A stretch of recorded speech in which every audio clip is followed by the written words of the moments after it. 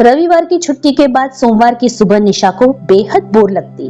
हर सोमवार की तरह आज भी देर से आँख खुली, हड़बड़ी में उठकर तैयार हुई, नाश्ता बनाया, अपना और अनुज का टिफिन पैक किया, फिर सरपट बस स्टॉप की तरफ भागी। सोमवार को वो अक्सर कनॉट पैलेस के लिए 8:30 की चार्टर्ड बस मिस कर जाया करती थी, मगर आज किस्मत कुछ अच्छी थी, जो बस भी उसी की तरह लेट थी। वो दौड़कर बस पर सवार हो गई और एक विंडो सीट को हथियाकर गहरी सांस छोड़ते हुए तसल्ली से बैठ गई। बस अगले स्टॉप पर रुकी तो उसमें 3 किशोरियां सवार हुई और निशा से पिछली सीट पर बैठ गई।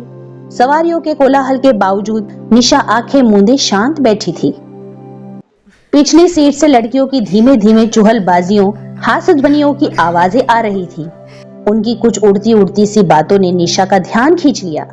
पता है यार, पहले मुझे लगा शायद ये मेरा वहम है, मगर कुछ दिनों से मैंने बार बार नोटिस किया है कि वो जब तब नजरें बचाकर मुझे ही देखता रहता है, बहाने से मेरे आसपास से गुजरता है। कल तो वो मुझसे नोट्स भी मांगने आया था, जैसे पूरी क्लास में एक मैं ही बची हूँ नोट्स देने के लिए। सच? आश्चर्य और जिज्ञासा मिश्रित स्वर उभरा। दिखने में कैसा है? स्मार्ट है क्या? सहेलियों की उत्सुकता बढ़ रही थी। हाँ है तो। वाह क्या बात है। तो क्या वो तुझे प्रपोज करेगा? पता नहीं। तो तू कर दे ना बाबा। घबराहट और संकोच भरे स्वर के बाद गूंजती मधुर हास्य ध्वनियां, उनकी वो दिलकश चुहलबाजियां निशा के दिल को भी गुदगुदा गई और 4 साल पहले की कुछ ऐसी ही रोमानी यादें किसी बेलगाम सावनी घटा की तरह उमड़ घुमड़ कर उसके स्मृति पटल पर बरस गई। निशा और उसकी बचपन की सहेली सुधा साथ साथ कॉलेज आते जाते थे और उनमें रास्ते भर इसी तरह की बेफिजूल मगर दिलचस्प गुटर मुटर चलती थी। मसलन आज कॉलेज में किसने क्या पहना था, किस लड़के ने उन्हें पटाने की नाकाम कोशिश की, किसका किसके साथ अफेयर है, इत्यादि। कॉलेज खत्म करते ही निशा की एक अच्छी कंपनी में बतौर ट्रेनिंग नियुक्ति हो गई। सुधा का ऑफिस भी पास ही था। शाम को घर जाने से पहले आदतन दोनों कुछ देर साथ बैठे गप्पे लड़ाते। अपने पैरों पर खड़े होने की भावना ने निशा में गजब का आत्मविश्वास भर दिया था। सोच निश्चिंत हो गई थी और दिल के भीतर रह रह कर कुछ इंद्रधनुष के सुनहरे रंग सी कल्पनाएं उभरने लगी थी। मगर इसमें दोष उसका नहीं, उसकी नादान उम्र का था। यही तो वो उम्र थी जब नजरें हर राह, हर मोड़ पर उस अनदेखे अनजाने चेहरे को खोजने लगती हैं, जिसको पाकर कुछ और पाने की ख्वाहिश नहीं रह जाती। अपने आसपास से गुजरने वाले हर खूबसूरत चेहरे को देखकर मन पुकार उठता है, कहीं ये वो तो नहीं।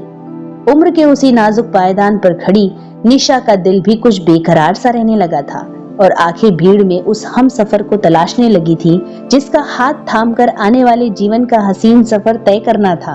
एक दिन निशा अपने केबिन में बैठी थी, तभी उसके बॉस एक अपरिचित नवयुवक के साथ वहां आए। निशा, मीट मिस्टर दिनेश, इन्होंने आज ही हमारे प्रोजेक्ट में ज्वाइन किया है। निशा ने उस युवक को देखा और न जाने क्या हुआ कि उसकी आंखें अनायास ही शर्मसार होकर झुक गईं। ऐसा आकर्षक व्यक्तित्व, इतना खूबसूरत चेहरा, चेहरे पर सादगी और विनम्रता भरी बड़ी बड़ी आंखें। पल भर के लिए निशा को लगा कि जैसे उसके ख्यालों में छाई रहने वाली अनदेखी अनजानी छवि रूप धरकर प्रत्यक्ष आ खड़ी हुई। जहन में एक बार फिर कहीं ये वो तो नहीं का गंभीर प्रश्न उभर आया, जो उसकी धड़कनों को तेज कर गया। बड़ी मुश्किल से बेकाबू हुए दिल को संयत कर निशा ने शालीनता से दिनेश का अभिवादन किया। प्रथम परिचय के आदान प्रदान के बाद दिनेश तो वहां से चला गया, मगर उसके साथ आया खुमार भरा रोमानी झोंका निशा के दिल पर दस्तक दे वही ठहर कर रह गया। पहली नजर के प्यार के किस्से सुने तो थे, मगर आज निशा ने उसको स्वयं अनुभव किया था। उसके बाद कुछ अजीब सिलसिले शुरू हो गए थे। दिन में उसकी चोर नजरें बार बार दिनेश की ओर घूम जाती और जब उसे एहसास होता कि दिनेश भी उसे देख रहा है तो घबराहट में वो चेहरा घुमा लेती। नजरें मिलती तो उसके दिल के तार झंझना जाते। एक ही प्रोजेक्ट पर काम करने की वजह से दोनों को बातचीत के अवसर उपलब्ध होने लगे थे। दिनेश एक बात पूछता तो वो 2 आगे की बात भी बता दिया करती। उसकी सहयोगी प्रकृति को देखकर दिनेश भी अक्सर उसी से सहायता लेने आ जाता। दिनेश के हंसी मजाक और खुले गर्मजोश व्यवहार से निशा को लगने लगा कि उसका प्यार शायद एक तरफा नहीं है। और जिस दिन दिनेश ने ये कहा कि निशा, अगर तुम न होती तो न जाने इस ऑफिस में मेरी क्या गुजर होती, उस दिन उसका शक पूरी तरह से यकीन में बदल गया था। दिनेश के आकर्षण में कैद निशा का दिल किसी चंचल हिरनी की तरह कुलांचे भर रहा था। उसका वेतन अपने लिए कम पड़ने लगा था। ब्यूटी पार्लर जाकर फेशियल, हेयर कलर आदि कराना जरूरी हो गया था। अपने पहनावे को लेकर भी वह सचेत हो चली थी। ढीले सलवार सूट की जगह टाइट फिटिंग चूड़ीदार और हमेशा पिनअप रहने वाले कॉटन दुपट्टे की जगह खुलकर लहराने वाले शिफॉनी आंचल ने ले ली थी। पर्स में एक आईना भी रहने लगा था, जिसे चोरी छिपे जब तब वह देख लिया करती थी। क्या बात है निशा, बड़ी बनी सवरी रहने लगी हो, कहीं शादी की बात चल रही है क्या? नहीं तो, वो झेप जाती। कहते हैं ना, इश्क और मुश्क छिपाए नहीं छिपते। उसके सहकर्मी उसमें आए परिवर्तनों की टो ले रहे थे और शायद इसका कारण भी जानने लग गए थे, मगर वो सब बातों से बेखबर अपनी ही स्वप्निल दुनिया में मगन थी, जिसमें झांकने का हक सिर्फ उसकी अतरंग सखी सुधा को ही था। शाम को दोनों मिलते तो निशा दिनेश से जुड़ा एक एक ब्यौरा उसके सामने रख देती। क्या कभी उसने तुझसे साफ साफ कुछ कहा है? एक दिन सुधा ने पूछा। नहीं तो, जबान से कुछ नहीं कहता, मगर मैं उसकी आंखों में सब पढ़ सकती हूँ। निशा का स्वर आश्वस्त था। तो तुझे पक्का यकीन है कि वो भी तुझे? और नहीं तो क्या, एक दिन कह रहा था कि मेरे बिना तो ऑफिस में उसका एक दिन भी गुजारा न होगा। जब देखो मुझसे बात करने के बहाने ढूंढता रहता है। सर भी कह रहे थे कि दिनेश उनसे मेरी तारीफ कर रहा था। निशा लजाती हुई मुस्कुराई। वाह यार, वो कुछ नहीं कहता तो तू ही कह दे, ज्यादा देर मत करना। देखते हैं। निशा ने ठंडी आह भरी। निशा के लिए दिनेश की पहल का इंतजार करना मुश्किल हो चला था। उसने कई बार सोचा कि उससे साफ साफ पूछ लेगी कि जब वो उसे पसंद करता है तो कहता क्यों नहीं, और ये भी बता देगी कि वो उसे दिल की गहराइयों से चाहती है, मगर मौका आने पर जबान दगा दे जाती। आज भी वो कुछ ऐसा ही सोचकर ऑफिस आई थी, मगर आज दिनेश ऑफिस में नहीं था, किसी से कुछ कहकर भी नहीं गया था। उसके बिना निशा को ऑफिस में बिल्कुल अच्छा नहीं लग रहा था। 3 दिन गुजर गए थे उसकी राह देखते हुए। किसी विरहनी की भांति आंखें इंतजार की वेदना में सूनी हो चली थी। आज दिनेश वापस आ गया था।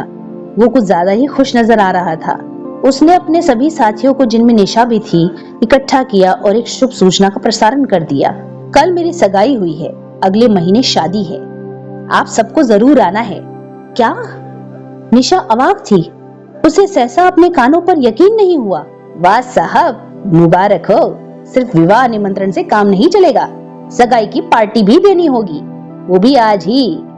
अन्य सहकर्मियों की बधाइयां सुन धीरे धीरे निशा के गले बात उतरी कि जो सुना था वो वहम नहीं, हकीकत थी। उस पर तो जैसे वज्रपात हो गया, मस्तिष्क सुन्न पड़ गया। लगा जैसे किसी ने आकाश में ऊंची उड़ान भर रहे निर्बोध पक्षी को विषैले तीर से घायल कर जमीन पर तड़पता छोड़ दिया हो। वो खुद को किसी तरह संभाल अपने केबिन में आकर बैठ गई। मन के भीतर तूफान चल रहा था। प्यार मुझसे और शादी किसी और से? ऐसी भी क्या मजबूरी थी? कहीं घर वालों के दबाव में आकर तो अपनी भावनाओं का दमन। उसके केबिन के बाहर लोग अभी भी दिनेश को घेरे खड़े थे। चलो, एक और बेचारा शहीद होने जा रहा है। अरे भाई, ये तो बताओ, ये लव मैरिज होगी या अरेंज? लव कम अरेंज? मतलब ये कि हम दोनों सहपाठी थे और पिछले 4 सालों से एक दूसरे से प्रेम करते थे। हमारे घर वाले भी इस बात से अवगत थे। बस मेरी नौकरी लगने का इंतजार था। सो नौकरी लगते ही हमारी सगाई की औपचारिकता पूरी कर दी गई। निशा पर एक और पाषाण प्रहार हुआ। तो मुझसे नहीं, किसी और से? तो फिर मुझे ऐसा क्यों लगता रहा कि वो मुझसे? कितना अपनापन, कितनी गर्मजोशी होती थी उसकी बातों में। मगर वो तो सभी से ऐसे ही बात करता है। उसने कहा था कि मेरे बिना उसका एक दिन ऑफिस में काम न चले, मगर ऐसा तो मेरे बॉस भी कई बार कह चुके हैं।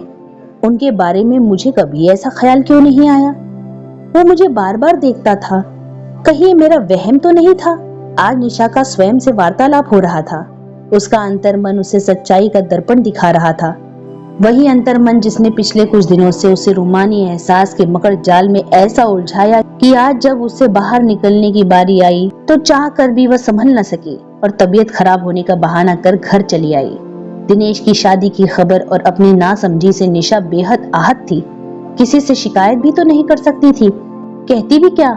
सब कुछ उसका अपना ही किया धरा था।